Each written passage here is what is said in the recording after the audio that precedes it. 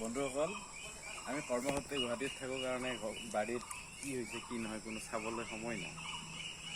যোৱাকালি ৰাতি আহিলোঁ, ৰাতিপুৱা মুখখন ধুয়ে বাৰীত আহিলোঁ, দেখিলোঁ লমে লাগি আছে কঁঠাল।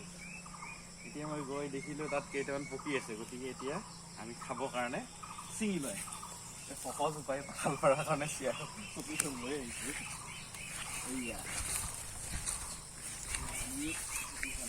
দিলোঁ এতিয়া আমি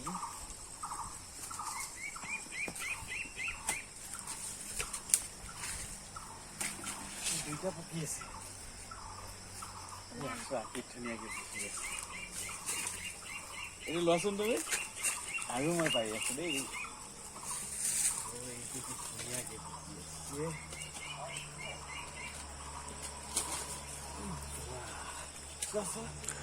দুই চাৰিটা কঁঠাল পকি আছে, আজি খাব লাগিব, মজা।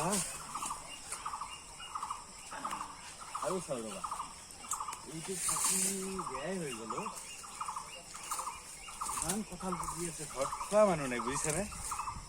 আমি মহানগৰত থাকোঁ যে, কালিহে আহিছোঁ, আহি দেখিলোঁ ৰাতিপুৱাই ইমান ধুনীয়াকৈ কঁঠাল পকি আছে। মুখা কৰি আছে কঁঠালে, খোৱা মানুহ নাই। তোমালোকৰ এনেকুৱা কঁঠাল গছ আছেনে? গাইজ আপোনালোকৰ আছেনে জনাবচোন। কঁঠাল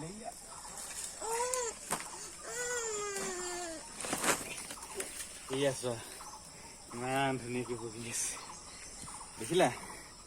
লাহেকৈ থ দেই, পৰি যাব।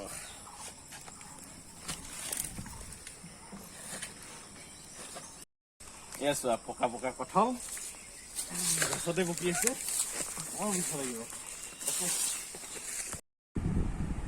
গছৰ পৰা কঁঠাল পাৰি আনি এনেকৈ খোৱা মজাটোৱে বেলেগ বুজিছা। মিঠা।